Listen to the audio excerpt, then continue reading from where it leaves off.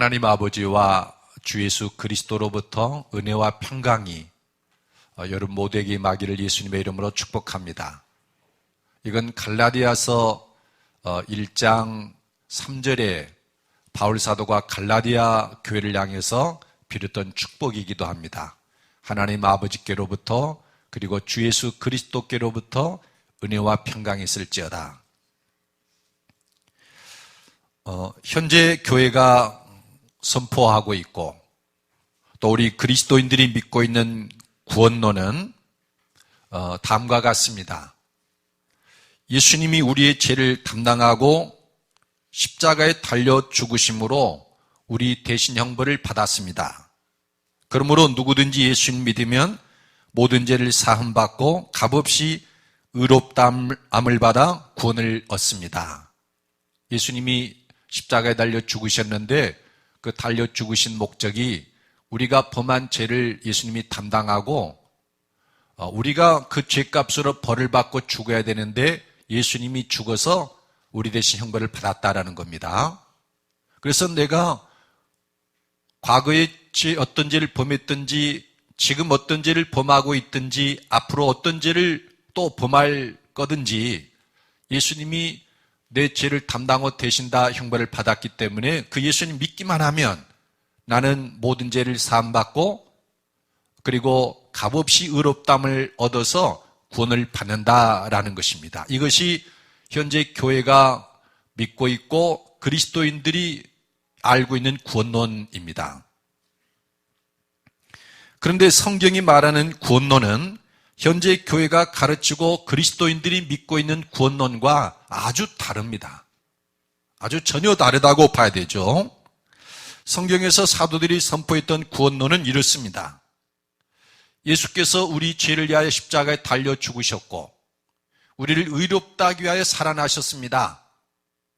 그래서 그 예수님을 믿는 자는 그리스도와 함께 십자가에 못 박혀 죄를 범하던 죄의 몸, 이 옛사람이 그리스도와 함께 죽고 그래서 죄의 종놀에서 벗어나게 되고 그리스도와 함께 죽은 자 가운데 살아나는 부활을 경험함으로 하나님을 향해 산 자가 되고 새 생명을 얻게 되고 의의 종로를 타게 된다. 그래서 하나님이 보실 때 의롭다고 인정을 받게 되고 죄와 사망으로부터 구원을 받습니다. 이것이 성경에서 말하는 그리고 사도들이 선포했던 복음이다라는 거예요. 구원론이다. 사도들이 전하고 성경에 기록된 복음은 현대 그리스도인이 믿고 있는 구원론과 비슷해 보이지만 매우 달라요. 세부적으로 말씀을 드린다면 복음의 내용이 다릅니다. 사도들은 복음을 이렇게 말했습니다. 그리스도께서 우리 죄를 위하여 내어줌이 되셨고 또 우리를 의롭다 하기 위하여 죽은 자 가운데서 살아나셨습니다.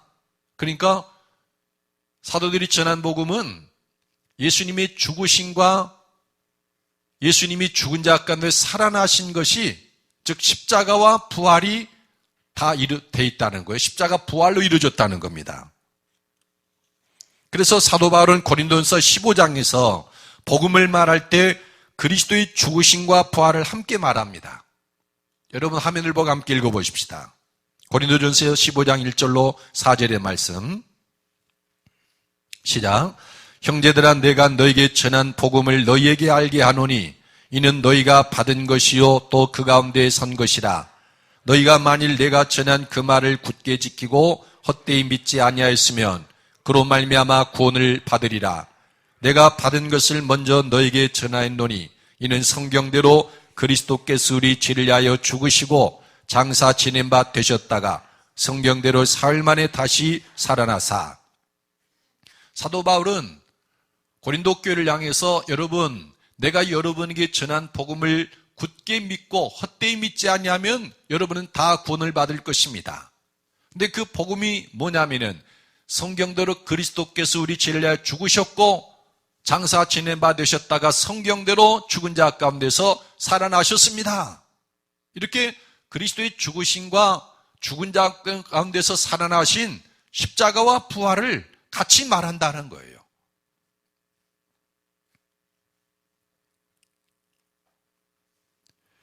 복음은 그리스도의 죽으심과 죽은 자 가운데 살아나신 것이 짝을 이루어요. 로마서 4장 25절에도 로마서 6장 4절에도 계속 그렇게 말합니다. 그러나 현대 교회가 가르치는 복음은 예수 그리스도의 죽으심만 있습니다. 예수님이 우리 모든 죄를 담당하고 십자가에 달려 죽으심으로 우리 대신 형벌을 받았습니다. 그래서 개신교의 신학을 십자가 신학이라고 불러요. 십자가 신학. 그리스도께서 우리 죄를 위해서 십자가에 죽으심으로 형벌을 다 받았습니다. 그래서 그 예수를 믿으면 모든 죄 사함받고 값없이 의롭다함 받아 구원을 받습니다. 이렇게 교회가 말한다는 거예요. 그러나 사도들은 분명히 말했습니다. 예수님이 우리 죄를 위해 십자가에 죽으셨고 죽은 자 가운데 살아나셨습니다. 부활의 복음이 빠져 있다라는 겁니다. 그 다음에 또 한 가지는 예수 그리스도께서 죽으신 목적이 다릅니다. 예수님이 왜 십자가에서 죽으셨느냐? 이것이 성경에서 사도들이 말한 것과 오늘날 교회가 믿고 그리스도인들이 믿는 것과 다르다라는 거예요. 교회가 믿고 있는 것은 그리스도의 죽으심이 나를 대신해서 형벌받기 위한 것이다 라는 거예요. 그러니까 예수님이 나를 위해서 다 형벌을 받았기 때문에, 내가 지은 죄를 담당하고 대신 형벌을 받았기 때문에 내가 어떤 죄를 범했을지라도 예수님 믿으면 다 용서가 된다. 그리고 나는 값없이 의롭다함 받아서 구원받는다. 그래서 나는 죄인이지만 하나님 보실 때는 의인이다, 이렇게 말을 해요. 이게 교회가 가르치고 그리스도인이 믿는 바입니다. 근데 여러분, 성경에서 사도들이 말한 그리스도의 죽으심은 그게 아니에요. 여러분, 갈라디아서 2장 20절 성경을 보고 함께 읽어보십시다. 예수님이 무엇 때문에 죽으셨는지. 시작. 내가 그리스도와 함께 십자가에 못 박혔나니 그런즉 이제는 내가 사는 것이 아니요 오직 내 안에 그리스도께서 사시는 것이라. 이제 내가 육체 가운데 사는 것은 나를 사랑하사 나를 위하여 자기 자신을 버리신 하나님의 아들을 믿는 믿음 안에서 사는 것이라. 갈라디아서는 다른 복음을 전한 자들과의 싸움에서 나오는 성경이에요. 그러면서 바울 사도는 말합니다. 예수님이 십자가에 죽으셨는데 내가 그리스도와 함께 십자가에 못 박혔나니 그런즉 이제는 내가 사는 것이 아니요 오직 내 안에 그리스도께서 사시는 것이라. 예수님이 십자가에 죽으신 것은 나는 그리스도와 함께 죽고 그리스도께서 내 안에 사시도록 하기 위한 죽으심이다라는 거예요. 늘 제가 즐겨 예화를 듭니다마는 과실수를 심었지만 그대로 놔두면 열매를 못 맺으니까 그걸 밑둥부터 잘라버리고, 그리고 열매를 잘 맺는 그 나무의 가지를 접붙여서 이 생명이 자라야 좋은 열매를 맺는 것처럼 십자가는 나는 죽고 그리스도께서 내 안의 삶으로 삶 전체를 획기적으로 바꿔주기 위해서 예수님이 죽으셨다는 거예요. 이게 사도들이 말한 십자가입니다. 예수님이 죽으심. 근데 교회는 이렇게 말합니다. 예수님이 우리가 죄를 범하고 그리고 우리가 그 죄의 벌을 받아야 되는데 예수님이 대신해서 죽으심으로 내 대신 형벌을 받았습니다. 이렇게 말하는 거예요.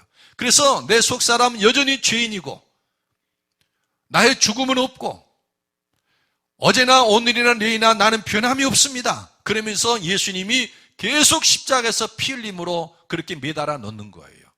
그거 아닙니다.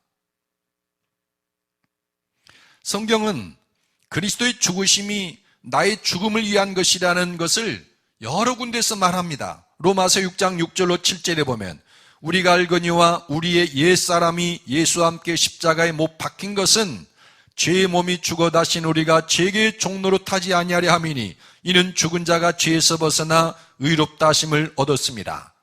우리의 옛사람이 예수와 함께 십자가에 못 박혀서 제 몸이 죽는다는 겁니다. 그래서 다시는 죄의 종로로 하지 않도록 하기 위해서 예수님이 죽으셨다. 고린도후서 5장 14, 15절에 보면 그리스도의 사랑이 우리를 강권하시는도다. 우리가 생각하건대 한 사람이 모든 사람을 대신하여 죽었은즉 모든 사람이 죽은 것이라.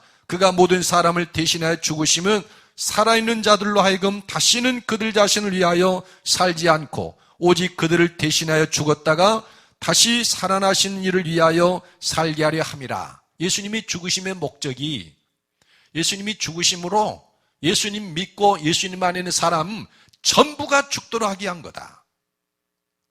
그래서 예수님을 믿는 사람은 다시는 그들 자신을 위하여 살지 않고 오직 그들을 대신하여 죽었다가 다시 살아나신 이를 위하여 살게 하려 함이라. 죽으심의 목적을 명확하게 말하고 있는 거예요.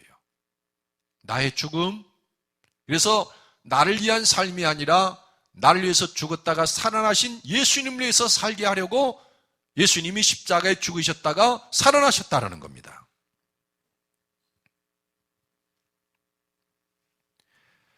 교회가 믿고 있는 바, 그리고 우리 개신교의 어떠면은 창시자라고 할 수 있는 마르틴 루터는 그리스도의 죽으심이 우리를 대신하여 형벌을 받은 것이라고 말하는데, 성경은 그리스도의 죽으심이 죄범하는 나의 옛사람의 죽음을 위한 것이다라고 분명하게 말합니다. 그 다음에 세 번째로 다른 점이 있는데, 복음에 나타난 하나님의 의가 다릅니다. 로마서 1장 17절에 보면 복음에는 하나님의 의가 나타나서 믿음으로 믿음에 이르게 하나니 기록된 바 오직 의인은 믿음으로 말미암아 살리람과 같으니라 그랬습니다. 복음에는 하나님의 의가 나타난다. 그런데 사도들은 이 하나님의 의를 이렇게 말한 겁니다. 복음에 나타난 하나님의 의는 죄의 종노릇하고 있었던 나였는데 예수님이 십자가에 죽으셔서 나도 그리스도와 함께 죽는 거예요. 죄를 범하는 옛사람이. 그래서 죄의 종노릇에서 벗어나고 예수님이 죽은 자 가운데 살아나심으로 나도, 예수님 믿는 나도 그리스도와 함께 살아나서 하나님을 향해 산 자가 되는 거예요. 의의 종이 되는 것이고, 그게 하나님의 의다라는 거예요. 내 힘으로는 도저히 죄를 버릴 수가 없고 선한 일을 하는 하나님의 사람으로 살 수가 없는데, 하나님이 그리스도를 죽음 가운데 내주고 죽은 자 가운데서 살리심을 통해서 예수님 믿는 사람을, 옛사람을 죽게 하고 새 생명을 주기 위해서 예수님을 죽음에 이르고 부활하게 했는데, 그 복음을 통해서 우리를 의로운 사람으로 변화시키고 실제로 의를 행할 수 있도록 만들어 주셨다라는 거예요. 그걸 하나님의 의라고 한다라는 겁니다. 복음에는 하나님의 의가 나타나서, 그런데 현재 우리 교회, 우리 개신교의 교회들은, 그리스도인들은 하나님의 의를 이렇게 말합니다. 우리가 예수님 믿으면 예수님이 십자가에서 나 대신해서 모든 죄를 지고 형벌을 받으셨다.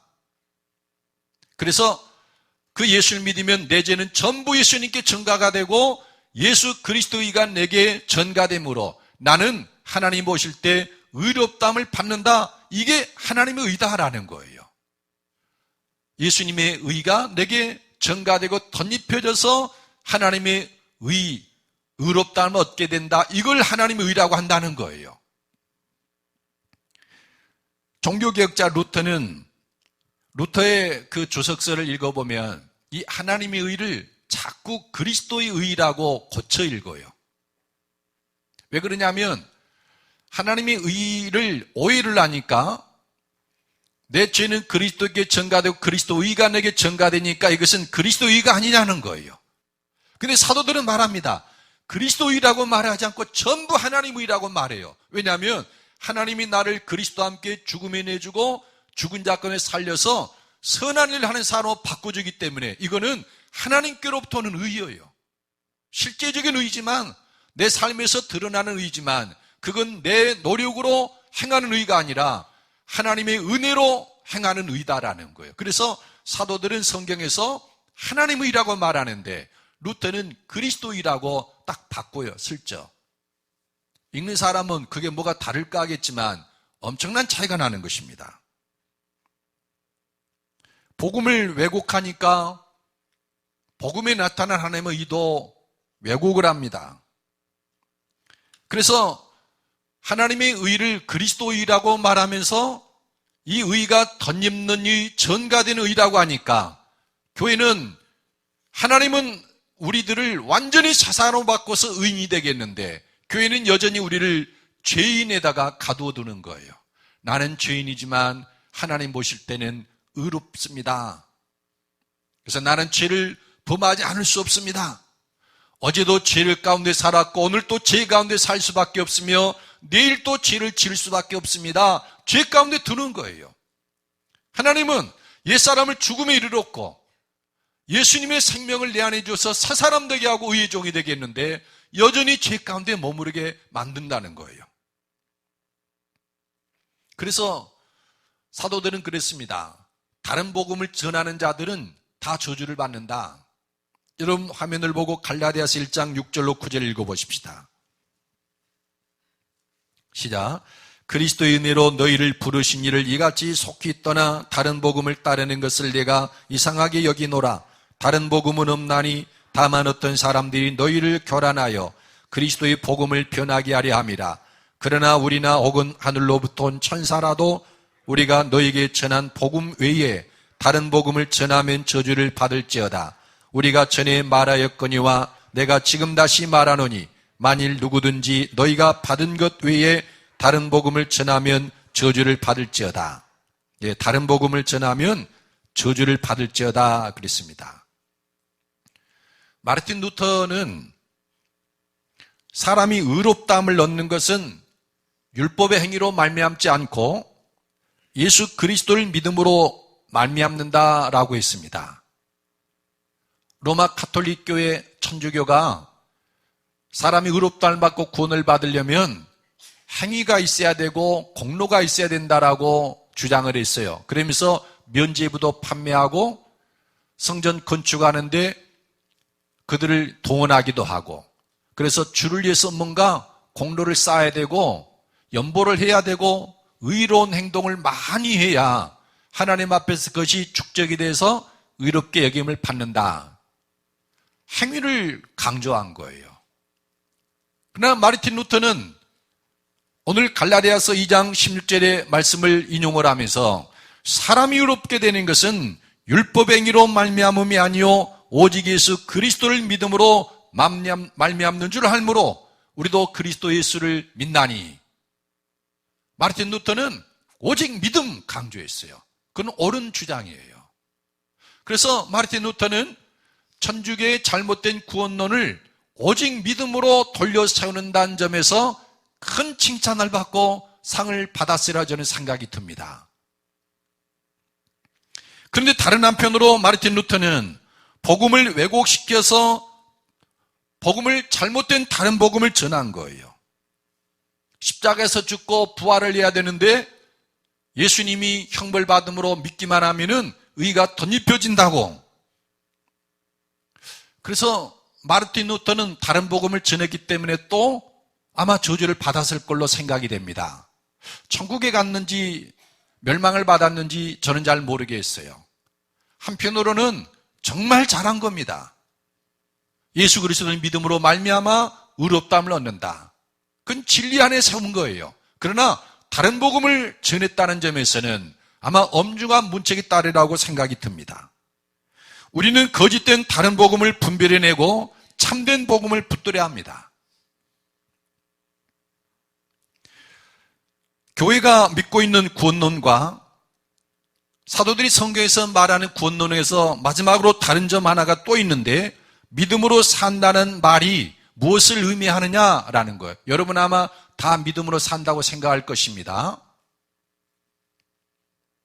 사도들이 복음을 선포하면서 오직 의인은 믿음으로 말미암아 살리라 이렇게 말할 때 사도들이 믿음으로 산다는 것은 이런 걸 가리켜요.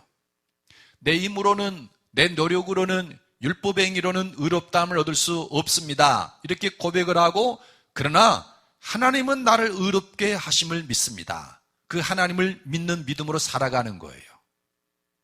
하나님은 예수 그리스도의 죽으심에 우리를 연합을 시켜서 그리스도와 함께 우리 옛사람 십자가에 못 박습니다. 하나님만 할 수 있는 일이에요. 하나님은 우리가 허물과 죄로 죽어서 죄의 종노릇하고 있는데 우리를 그리스도와 함께 살려서 선한 일을 하는 사람으로 새로 지으십니다. 이것도 하나님만 할 수 있는 일이에요.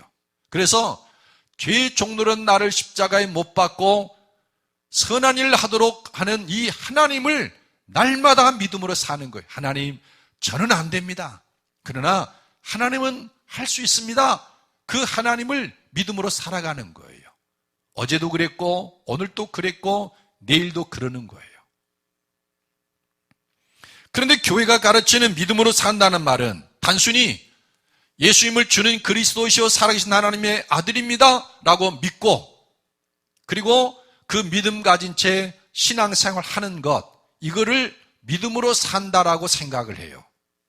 교회 다니는 것, 나 믿음으로 살아, 나 하나님 믿어, 예수님 믿어, 그렇게 생각을 한다는 거예요. 사도가 로마서 1장 17절에 믿음으로 산다라고 말한 그것은, 그 의미는 하나님만이 나를 죄의 종에서 건져내고 선한 일을 하는 사람으로 새로 지어주신다. 이걸 날마다 믿음으로 살아가는 거예요. 아브라함이 하나님을 믿은 것처럼. 구원론이 변질됐습니다.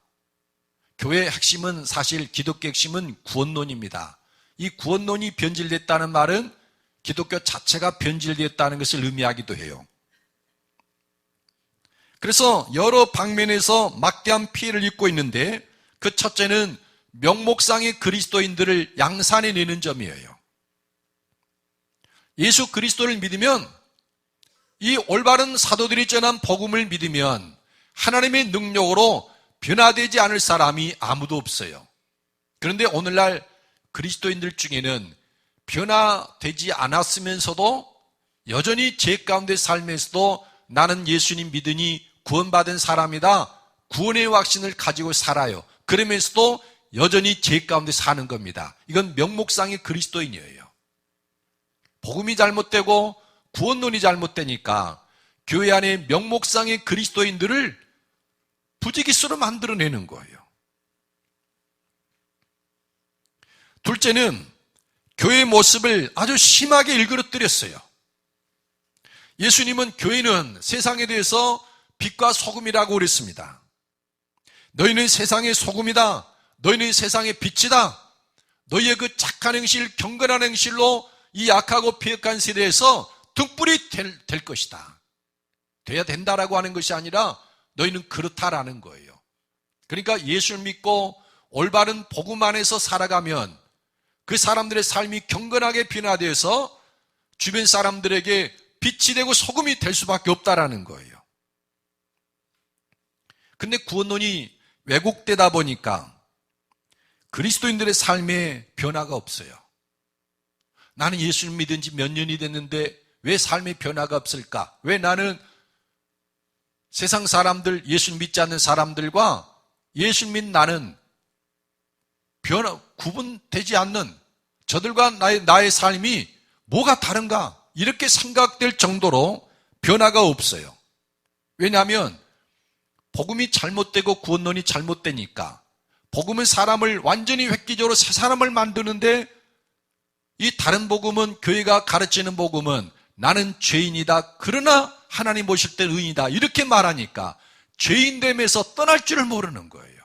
그러다 보니까 교회 안에서 그리스도인들이 세상의 비판을 받을 만한 그 일들을 행하는 것이 비일비재 않은 거예요. 교회의 모습이 일그러져 버린 겁니다. 그리고 또 하나는 세상을 향한 하나님의 꿈이 성취되는 것이 지지부진하게 된 겁니다. 지지부진하게 된 거예요. 하나님의 꿈은 예수님을 머리로 삼고 교회를 그의 몸으로 삼아서 하나님의 생명을 이 만물 모든 하나님이 지으신 그 피조물 가운데 하나님의 생명으로 충만케 하는 거예요. 그 일을 예수 그리스도와 교회를 하나의 몸으로 한 새 사람으로 만들어서 그 일을 하신다는 거예요. 그런데 에베소 1장 20절로 2장 10절을 보면 부활의 경험이 없으면 아무도 그리스도의 몸이 될 수가 없어요. 하나님은 그의 능력으로 죽은 자 가운데 예수님을 살려내서 교회의 머리가 되게 합니다. 그리고 허물과 죄로 죽은 우리를 살려서 그의 몸을 삼아요. 여러분, 사람이 변화되지 않고 어떻게 예수님 몸이 돼서 예수님처럼 살아갈 수 있겠습니까? 그런데 허물과 죄로 죽은 우리를 살려서 예수님의 뜻을 온전히 순복하는 사람으로 만들어서 한 몸이 되게 하는 거예요. 그래서 에베소에 보면은 부활을 경험하지 못한 사람과 부활을 경험한 사람의 삶을 전혀 다르게 말합니다. 여러분, 화면을 보고 함께 읽어보십시다. 2장 2절로 3절, 에베소 2장과 2절로 3절은 부활 이전의 우리를 가리키는 겁니다. 함께 읽어보겠습니다. 시작. 그때 너희는 그 가운데서 행하여 이 세상 풍조를 따르고 공중의 권세 잡은 자를 따랐으니 곧 지금 불순종의 아들들 가운데서 역사하는 영이라. 전에는 우리도 다 그 가운데서 우리 육체의 욕심을 따라 지내며 육체와 마음에 원하는 것을 하여 다른 이들과 같이 본질상 진노의 자녀이었더니 2절에 보니까 그때에, 3절에 보니까 전에는, 이거는 그 부활의 능력, 허물과 죄로 죽은 우리를 하나님이 살리시는 그 부활의 체험이 일어나기 전에 우리의 모습이에요. 전에는, 그때는 우리도 이 세상 풍조를 따라 살고 공중권세 잡은 자를 따라 살고 육체의 정욕을 따라 살았다라는 거예요. 그거 외에는 달리 방법이 없었어요. 그런데 그리스도와 함께 하나님이 살리신 그 부활을 경험한 사람들은 2장 5절에 보면은 허물로 죽은 우리를 그리스도와 함께 살리셨고 그랬는데, 부활을 경험한 사람들의 삶은 어떠한가? 여러분 10절 읽어보십시다. 2장 10절 시작. 우리는 그가 만드신 바라 그리스도 예수 안에서 선한 일을 위하여 지으심을 받은 자니 이 일은 하나님이 전에 예비하사 우리로 그 가운데서 행하게 하려 하심이니라. 그러니까 부활을 경험한 사람은 선한 일을 위하여 새로 지으심을 받은 자가 되어서 선을 행하는 사람으로 완전히 탈바꿈한다는 겁니다. 이 부활을 경험해야만 그리스도의 몸의 각 지체가 될 수가 있다는 거예요. 그런데 이 부활의 복음을 교회가 싹 제거해버렸어요. 예수님이 십자가에서 우리 대신 형벌을 받았습니다. 그렇게만 말하니까 부활의 복음이 사라져버리고 그리스도의 몸이 되는 이 축복이 성취되지 않으니까 하나님이 부활을 통해서 만물을 충만케 하려는 그 꿈, 그 계획이 지지부진하게 성취가 제대로 안 된다라는 거예요. 종교적인 신앙, 어떤 형식적인 신앙, 실제 구원을 받지 못하고 하나님 나라를 누리지 못한 그 종교적인 형태의 신앙인을 양산해내고 교회의 모습을 일그러뜨리고 하나님의 계획을 성취되지 못하게 만들더라라는 겁니다. 우리는 이러한 잘못된 다른 복음을 바로 잡아야 됩니다. 그래서 이번에 갈라디아서를 강해를 하려고 하는데, 이 현대교회가 가르치고 그리스도인들이 믿고 있는 이 구원론이, 이 잘못된 구원론이 탄생하게 된 그 일에 결정적인 역할을 한 사람이 두 사람이 있어요. 한 사람이 독일의 마르틴 루터이고 또 한 사람은 프랑스 출신의 존 칼빈입니다. 프랑스 말로는 장 깔뱅이라고 이렇게 발음을 하는데, 이 마르틴 루터는 1483년에서 1546년에 산 사람입니다. 이 로마 가톨릭 교회의 신부였습니다. 천주교가 쉬운 말이죠. 천주교의 신부였습니다. 이분은 신학교에서 성경을 가르치는 일을 담당하고 있었는데, 로마서를 읽고 갈라디아서를 읽어보니까 로마 천주교의 그 구원론이 잘못됐다는 것을 알게 돼요. 특히 면죄부와 관련된 행위와 공로를 강조하는 그 천주교의 구원론에 대해서 자기가 보고 느낀 것을 95개조로 나누어서 비텐베르그 성당 정문에다가 붙여놨어요. 지난번에 우리가 독일의 그 비텐베르그 성당을 가봤을 때 그걸 아예 동판으로 이렇게 떠서 문을 만들어 놓은 걸 본 적이 있습니다. 루터가 이 95개조 방방문을 통해서 주장하려고 했던 것은 우리가 의롭다함을 얻는 것은 사람의 행위나 공로에 의하지 않고 오직 예수 그리스도를 믿음으로 말미암는다라는 것이었어요. 사람의 행위나 공로에 의해서 의롭다함을 얻는 게 아니라 예수 그리스도를 믿음으로 말미암는다. 그래서 오직 믿음, 솔라 피데라는 그 표어가 나오게 됐어요. 갈라디아서 2장 16절에 아까 읽은 그 말씀에 그렇게 나와 있죠. 사람이 의롭게 되는 것은 율법의 행위로 말미암음이 아니요 오직 예수 그리스도를 믿음으로 말미암는 줄 알므로. 루터가 95개조 반박문을 내건 것으로 인해서 많은 사람들이 영향을 입습니다. 유럽은 기독교 국가였으니까. 그로부터 구원의 행위와 공로를 강조한 천주교와 길고 험난한 싸움이 계속됩니다. 오직 믿음인가? 아니면 행위와 공로가 있어야 하는가? 이 싸움에서 루터가 가장 애용한 성경이 우리가 읽게 되는 갈라디아서입니다. 루터는 그래서 이 싸움에서, 종교개혁의 싸움에서, 그 전선에서 갈라디아서를 너무 자주 애용했기 때문에 갈라디아서를 이렇게 불렀어요. 나의 카티폰 보라. 그러니까 카티폰 보라라는 말은 루터의 아내 이름이에요. 보라 지방 태생의 캐더린이라는 뜻이에요. 캐더린, 카티는 그의 애칭이죠. 루터의 부인 이름이 캐더린이었는데 보라 지방 태생의 캐더린이었어요. 그래서 나의 카티폰 보라 이렇게 불렀습니다. 갈라디아서를. 그만큼 애용했다라는 거예요. 영적 싸움에서 자주 꺼내서 이 갈라디아서를 가지고 그들과 싸웠다는 겁니다.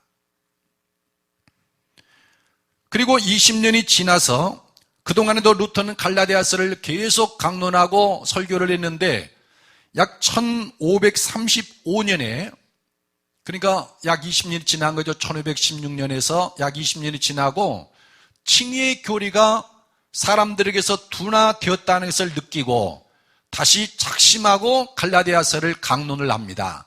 그 강론한 것을 모아서 책을 만들었는데 그것이 1535년판 갈라디아서라는 책이에요. 제가 그 책이 우리나라 말로 번역이 돼서 가지고 왔습니다. 이게 마틴 루터 갈라디아서입니다. 이게 1535년에 쓰여진 거예요. 지금부터 약 500년 전이죠. 이 책에 대해서 헌사를 바친 분들이 이런 말들을 썼습니다. 갈라디아서가 어떤 건지, 루터가 어떤 사상을 가지고 있는지를 잘 알 것 같아 몇 가지를 소개하겠습니다. 전 루터대학교 총장이었던 박일영 박사가 잘 알려진 대로 갈라디아서의 중심 메시지는 종교개혁 신학의 중심인 칭의론에 있습니다. 그러니까 종교개혁의 중심 사상이 갈라디아서에서 왔고 이 갈라디아서의 핵심 사상은 칭의론이다라는 겁니다. 무슨 말인가 하면은 예수님이 우리 죄를 대신해서 형벌 받았고 그 예수를 믿으면 그래서 죄 용서받고 값없이 의롭다함을 받는 이 칭의론이 갈라디아서 그 주제다, 핵심 사상이다라는 거예요. 갈라디아서를 어떻게 보고 있는가를 이 루터대학교 총장 박일영 박사가 그 헌사를 보면 알 수 있는 거죠. 그 다음에 장로의 신학대학교 종교개혁사 교수인 박경수 박사가 헌사를 했는데 그 중에 한 구절입니다. 이 책은 루터 자신의 말 그대로 루터가 정성을 다해 풀어간 주석입니다. 성경을 옆에 두고 이 책을 함께 읽어 가노라면 어느새 기독교 복음의 진수를 맛보게 될 것입니다. 그러니까 이 박경수 박사의 말은 이 루터의 갈라디아서를 읽으면 기독교 복음의 진수를 맛보게 될 거다라는 거예요. 루터가 해석한 이 갈라디아서 안에 기독교 복음이 아주 그대로 다 녹아 있다라는 장로교 신학교에서 교수 생활했던 분이 그렇게 말했습니다. 그리고 고신대학교 신학과 교수인 우병훈 박사는 이런 은사를 바쳤는데, 이 책을 통해 많은 그리스도인들이 자기 안에서는 죄인이지만 그리스도 안에서 의인이라는 사실을 재확인하며 매일 그리스도를 닮아가는 삶을 시작할 수 있기를 간절히 바란다. 그러니까 루터의 그 갈라디아서를 읽어보면은 나는 죄인이지만 하나님 앞에서는 그리스도 안에서 의인이다라는 사실을 재확인한다는 거예요. 사도들이 말한 그 복음은 옛사람이 그리스도와 함께 죽었고, 그리고 새 생명이 우리 안에 부활을 해서 하나님을 산 자가 되고 의의 종이 되었으니까 하나님이 내 중심을 보더라도 너는 의롭다 이렇게 인정돼서 의인인데, 이 사람들은 그렇게 말하는 거예요. 그리스도의가 내게 더 씌워지고 전가됐으니까 겉으로 볼 때는 하나님이 의인이지만 실제 내 속사람은 죄인이다, 이런 말이에요. 전혀 다른 말을 하고 있습니다. 이게 루터의 사상이고 현재 교회 사상이라는 겁니다. 분당 두레교회 담임 목사인 김용주 목사는 이렇게 말했습니다. 개신교는 루터의 갈라디아서로부터 나왔다고 해도 과언이 아닐 것이다. 그러니까 루터의 사상이 개신교의 사상이고 구원론을 이룬다라는 겁니다. 그래서 저는 이번 갈라디아서 강의를 읽으면서, 갈라디아서를 강의하면서 이 책을 꾸준하게 읽어볼 생각입니다. 그리고 도대체 어떻게 마르틴 루터는 사도들이 말하고 성경에서 말하고 있는 다른 복음을 말하게 되었을까? 어디를 어떻게 보았기에 칭의의 교리를 만들어냈을까? 1차적으로 그것을 살핀 다음에 그 다음으로는 그 성경 구절이 본래 의미하는 바는 무엇인가? 그걸 여러분께 말씀드리려고 그래요. 물론 많은 주석이 동원되고 그리고 헬라어 원본 성경이 동원돼서 그런 작업을 일으키긴 하겠지만 두 가지 점에서 추적을 하려고 그래요. 칭의의 교리를 어떤 갈라디아서 구절을 가지고 이끌어냈을까? 그리고 그 본문은 본래 의미하는 바가 무엇인가? 이걸 알다 보면 우리가 기독교 복음의 진수를 발견하게 될 줄로 저는 생각하고 있어요. 그리고 또 한 사람이 칼빈이라고 했는데, 이 칼빈은 원래 프랑스 사람인데 박해를 피해서 스위스로 망명을 해가지고 거기서 종교개혁에 가담한 사람인데 1509년에서 1563년에 살았던 사람입니다. 약 20년이나 25년 정도의 한 세대 다음의 사람이죠. 이 칼빈은 가장 대표적인 작품이 기독교 강요입니다. 1535년에 루터가 1516년에 종교개혁의 95개조 반박문을 내걸었으니까 약 20년, 정확히 20년이죠. 1536년에 기독교 강요란 책을 저술했어요. 기독교 강요 유명합니다. 근데 그 기독교 강요는 루터가 그 설교한 것, 가르친 것을 요약을 해서 요리 문답서를 1529년에 발간했는데 그 루터의 요리 문답서를 깊이 참고해서 썼어요. 기독교 강요를. 그러니까 루터의 영향을 전부 다 받았다라는 거죠. 그래서 그 기독교 강요에 드러난 칼빈의 사상은 오늘날 장로교 칼빈주의를 따르는 모든 교회들의 하나의 교범이 되고 있어요. 교리가. 그리고 그 칼빈이 쓴 그 주석이, 갈라디아 주석이 여기 있습니다. 칼빈이 성경을 다 주석하면서 종교개혁을 일으키는데 이 주석을 써서 이제 학생들이 읽히고 목회자들이 읽히면서 이제 개신교의 사상을 갖도록 만든 겁니다. 근데 이 칼빈은 복음에 나타난 하나님의 의를 이렇게 말했어요. 하나님의 의는 행위로 말미암은 공로가 배제되어 있고 하나님의 긍휼만 존재한다. 여기서 행위는 예외 없이 모든 행위들, 심지어는 주님께서 그의 택하신 백성들에게서 열매 맺으신 행위 일체를 포함하고 있다. 이렇게 말을 했습니다. 무슨 말인가 하면은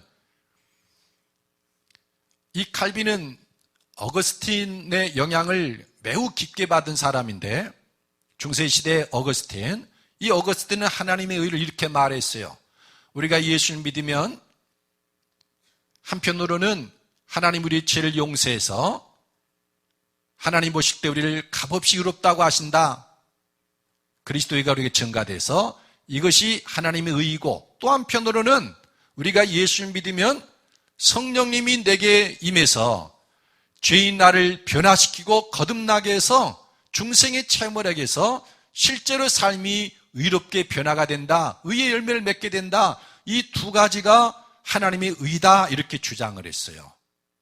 그런데 칼빈은 이 두 가지 의 중에서 후자를 잘라내버린 겁니다. 하나님의 의란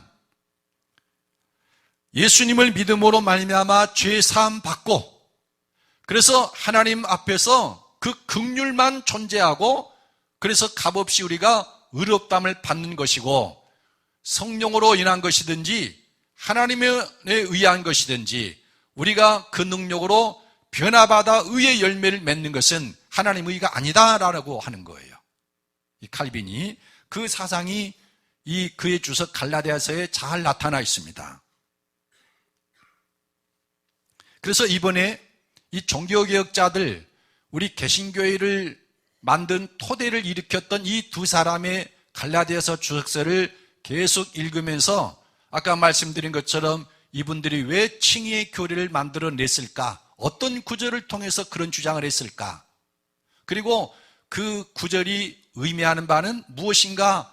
이걸 여러분에게 말씀드리려고 그래요. 그래서 이번 기회에 갈라디아서를 여러분도 많이 읽으시기 바랍니다. 저는 갈라디아서를 강의하면서 다음과 같은 세 가지 꿈을 가지고 있어요. 그 첫째 꿈은 지구상의 모든 교회와 그리스도인들이 십자가와 부활의 복음을 듣고 받아들이는 꿈이에요. 독일의 신학자 발터 브루그만이라는 사람이 있는데, 이 사람이 쓴 책에 애언자적 상상력이라는 책이 있어요. 애언자적 상상력. 그러니까 애언자들의 공통점은 현실에 대해서 탄식을 한다는 거예요. 자기가 살고 있는 그 시대의 현실에 대해서 탄식을 하면서 하나님이 주시는 꿈을 꾸면서 그걸 상상하면서 산다는 거예요. 하나님이 자기에게 비전으로 보여준 그 꿈이 성취되는 것을 상상하면서 살아가는 사람이 애언자고, 그 상상력을 잃어버리면 이건 애언자가 아니다라는 거예요. 그래서 저도 세 가지 꿈을 갔는데, 지구상의 모든 교회와 그리스도인들이 십자가와 부활의 복음을 듣고 받아들이는 꿈입니다. 그래서 사람들이 옛사람이 죽고 새 생명으로 부활을 해서 하나님을 향해 산 자가 되는 그런 꿈이에요. 여러분도 그런 꿈을 꾸시길 바랍니다. 그 다음에 두 번째 꿈은 교회가 세상의 빛과 소금이 되는 꿈입니다. 아까 말씀드린 것처럼 예수님은 너희는 세상의 소금이다, 너희는 세상의 빛이다 그랬어요. 사실 이 온전한 복음을 받아들이고 그 복음을 체험하는 사람은 삶이 획기적으로 변화가 돼요. 세상에 속한 사람, 땅에 속한 사람이 하늘에 속한 사람이 돼요. 저는 그래서 가장 경계하는 사람이 아주 인격적인 사람이에요. 교양 있고 인격적인 사람. 이 사람들은 자기가 죄인인 것을 가슴 깊이 느끼지 못해요. 죄 짓는 게 뭐가 있습니까? 반듯하고 윤리적으로 잘 사는데. 그러다 보니까 십자가 부활의 복음의 소중함을 다른 사람보다 절실하게 느끼지 못해요. 그러다 보니까 복음을 의지하는 게 아니라 자기를 의존하고 살아가는 거예요. 저는 이 십자가 부활의 복음이 전 교회 성도들에게 전파되고 교회가 이 악하고 폐역한 세대에서 빛과 소금으로 도드라지게 사람들에게 보여지는 거예요. 아, 저 사람 예수 믿는 사람이었군. 왜 다른가 했더니 그래서 그랬군. 그래서 사람들이 그를 통해서 예수님께로 몰려들어오는 그런 꿈이에요. 그런 상상력. 그리고 마지막 세 번째로는 하나님의 계획이 현실이 되는 꿈입니다. 교회를 통해서 세상 곳곳에 퍼져 있는 그 교회를 통해서 하나님의 생명이 그곳에 흘러 들어가는 거예요. 사람들이 살아나고 변화가 됩니다. 그리고 가정이 변화가 되고 도시와 마을이 변화돼가는 그런 꿈이에요. 그래서 만물이 하나님의 생명으로 충만해지는 그런 꿈. 저는 이 세 가지 꿈을 꾸면서 갈라디아서를 강의하려고 합니다. 갈라디아서를 강의하면서 한 발자국이라도 그 꿈으로 다가설 수 있다면, 그리고 한 분이라도 변화가 일어난다면 저는 하나님 앞에 감사하려고 합니다. 여러분에게도 이 놀라운 일들이 일어나기를 예수님의 이름으로 축복합니다. 우리 다 같이 하나님 앞에 기도하십시다. 방금 전에 말씀드린 세 가지 꿈, 그건 예언자의 상상력이기도 합니다. 하나님 우리들에게 명목상의 그리스도인이 아니라 십자가와 부활의 복음을 통해서 완전한 그리스도인이 되고 이 일이 세계 만방에서 일어나게 해주십시오. 그리고 일그러진 교회의 모습이 올바르게 수정되어서 세상의 빛과 소금이 되게 해주십시오. 그리고 하나님의 계획이 이 갈라디아서 강해와 그리고 복음의 온전한 전파를 통해서 현실로 다가올 수 있게 해주십시오. 함께 기도하겠습니다.